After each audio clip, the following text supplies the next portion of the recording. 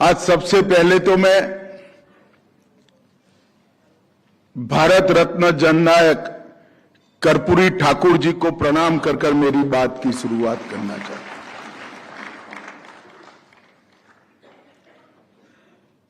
कर्पूरी ठाकुर जी अपने स्वभाव से, अपने कर्म से, अपनी सिद्धांत प्रियता से, अपनी सादगी से, अपनी सरलता से गरीब वंचितों के प्रति अपनी संवेदना से जननायक तो बने थे, मगर जननायक को भारत रत्न कर्पूरी ठाकुर बनने में बहुत लंबा समय चला गया। ढेर सारे लोग आए, मगर किसी ने कर्पूरी ठाकुर जी को ये सर्वोच्च सम्मान देना उचित नहीं समझा। इतना ही नहीं, इसके बारे में सोच भी कभी नहीं हुई। मांगे जरूर होती रही, मगर मांग करने वाले भी सत्ता में आए तो वो अपनी ही मांग भूल गए। मगर आज जब उनकी 100 साल का अवसर था, तब कर्पूरी ठाकुर जी की तरह ही गरीब के घर में पले बड़े जन्मे नरेंद्र मोदी जी ने कर्पूरी ठाकुर जी को भारत रत्न देने का काम किया। और संजोग देखिए, 22 तारीख को मोदी जी ने राम काज किया और 23 तारीख को गरीब काज कर राम और गरीब को जोड़ने का प्रयास किया। 22 तारीख को 500 साल से प्रतीक्षित सभी राम भक्तों का एक स्वप्न कि रामलल्ला टेंट से निकलकर भव्य मंदिर में विराजे, उसको पूरा किया। और 23 तारीख को हजारों, लाखों, करोड़ों गरीबों, वंचित, पिछड़े, दलित, आदिवासी, इनके मन की वर्षों की तमन्ना कि जिन्होंने पहली बार सामाजिक न्याय को मूर्त रूप देने का काम किया, वो जननायक को भारत रत्न मिले। 23 तारीख को मोदी जी ने उसको भी समाप्त। मैं आज निश्चित रूप से ये कहना चाहता हूं कि मोदी जी ने न केवल जननायक कर्पूरी ठाकुर जी को सम्मानित किया है, मोदी जी ने इस देश के 70 करोड़ गरीबों को सम्मानित करने का काम किया है। मोदी जी ने सबको न्याय, सबको समान अधिकार, हमारे संविधान के मूल मंत्र को सम्मानित करने का काम कर्पूरी ठाकुर जी को भारत रत्न देकर किया है। और नरेंद्र मोदी जी ने आज देश के करोड़ों गरीब युवाओं के मन में,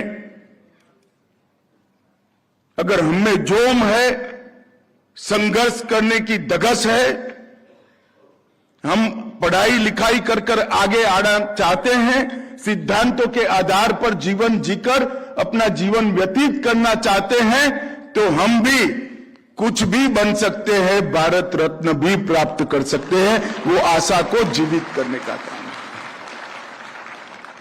है। एक प्रकार से कर्पूरी ठाकुर जी का सम्मान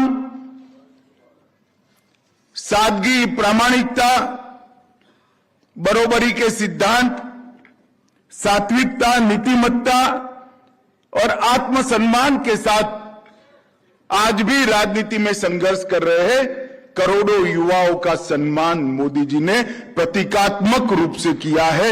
इसलिए मैं मोदी जी को हृदय से बहुत बहुत धन्यवाद और साधुवाद देना चाहता हूं।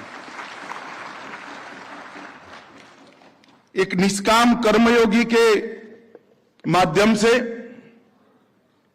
बहुत शब्दों में अपनी बात साहित्यिक भाषा में न रखकर अपने काम से ही जीवन के उच्चतम मूल्यों को जिस व्यक्ति ने प्रस्तावित किया, समानता के सिद्धांत को संघर्ष कर अपने उदाहरण से ही प्रस्तावित किया, संवेदनशीलता को जब मौका आया तब गरीबों के प्रत्यय की संवेदना को बरोबर किस प्रकार से एडमिनिस्ट्रेशन के अंदर जमीन पर उतारा जा सकता है, इसके उदाहरण जमीन पर लाए और सिद्धांतनिष्ठ जीवन जीते जीते कितना भी लंबा समय सत्ता के बाहर रहना पड़े तो भी सिद्धांत नहीं छोड़ना, ऐसे कई सिद्धांतों को कर्पूरी ठाकुर जी ने जमीन पर उतारा।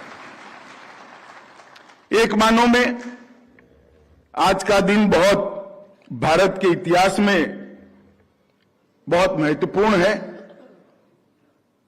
आज कर्पूरी ठाकुर जी की जन्म जयंती है। आज के ही दिन 1950 में जनगण मन को हमारी संविधान सभा ने स्वीकार किया।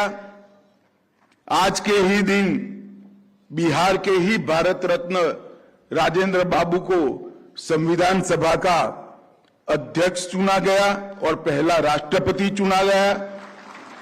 और आज के ही दिन डॉक्टर होमी भाभा और पंडित भीमसेन जोशी के साथ जुड़ा हुआ दिन है। मित्रों, उसी दिन आज एक देश में नई राजनीति का सूत्रपात हो रहा है। लोहिया जी ने, गांधी जी ने इस सिद्धांत को, बरोबरी के सिद्धांत को, समानता के सिद्धांत को, सामाजिक न्याय के सिद्धांत को और इसके साथ साथ सादगी और सिद्धांत की राजनीति को रेखांकित तो किया था। नरेंद्र मोदी जी ने अपने जीवन में जब मौका मिला तो उसको जमीन पर उतारा और आज कर्पूरी ठाकुर को भारत रत्न देकर मोदी जी ने इसको सम्मानित करने का काम। कई ऐसे मौके हैं कि कर्पूरी ठाकुर जी फटा हुआ कुर्ता पहनकर निकले। मुझे अभी राम बहादुर राय जी ने, मैं प्रदर्शनी देख रहा था, वहां एक फटे हुए कुर्ते का फोटो लगा है। तो मैंने पूछा राम बहादुर जी को कि किस्सा क्या है। तब उन्होंने कहा कि चंद्रशेखर जी ने कर्पूरी ठाकुर के लिए झोली फैलाकर कुर्ते का और कपड़ों का पैसा इकट्ठा किया था क्योंकि उनके पास पैसा नहीं था। आप लोग सम्मान तो कर रहे हैं इसका, परंतु आगे सुनिए, उन्होंने वो पैसा भी नहीं लिया, इसको मुख्यमंत्री राहत कोष में गरीबों के लिए जाकर जमा करा दिया। एक बार पार्टी के लिए किसी ने 2.5 रुपया रास्ते चलते चंदे में दे दिया, उस वक्त रिसीट नहीं थी, तो बड़े विचलित थे जब तक कार्यालय पहुंचे कि इसका रिसीट जल्दी से उस व्यक्ति को भेजा जाए। पहुंचकर सबसे पहला काम रिसीट काटने का किया। राजनीति के अंदर नक सिख प्रामाणिकता किसको कहते हैं, इसका उदाहरण कर्पूरी ठाकुर जी ने हमारी नई पीढ़ी के लिए प्रस्तावित कर इनके जीवन के इस प्रकार के कई गुण अब उनको सर्वोच्च सम्मान मिलने से और जन्म शती के मौके को गौरवान्वित करने से लोगों के सामने आएंगे। मेरा विश्वास है कि मोदी जी ने जो निर्णय किया है, न केवल एक उचित व्यक्ति को सम्मान किया है, परंतु उनके जीवन की अच्छाइयों को राजनीति में काम कर रही नई पीढ़ी को पढ़ने का और अपना रास्ता तय करने का मौका नरेंद्र मोदी जी ने दिया है नई राजनीति की पीढ़ी को इसमें से सीखने का। और वैसे भी मेरा स्पष्ट मानना है कि बहुत ज्यादा करने के बाद सबसे कम जिन नेताओं को मिला है उसमें से एक कर्पूरी ठाकुर थे। आज भारत रत्न बनाकर मोदी जी ने इनका ये सम्मान किया। पूरा जीवन इतना सब कुछ करने के बाद योग्यता से बहुत कम सम्मान जिस व्यक्ति को मिला उस व्यक्ति का नाम कर्पूरी ठाकुर है। आज मैं मानता हूं कि इसके लिए जो भारत रत्न दिया है, इससे कमी भी पूरी हो जाएगी। इमरजेंसी के जो प्रखर विरोधक रहे उसमें कर्पूरी ठाकुर जी रहे। लोकतंत्र में कितनी गहरी आस्था थी, इसका अनेक उदाहरण मिल सकता है। इमरजेंसी के दौरान बिहार, दिल्ली, गुजरात, नेपाल तक सक्रिय रहे और संघर्ष करते रहे। और आज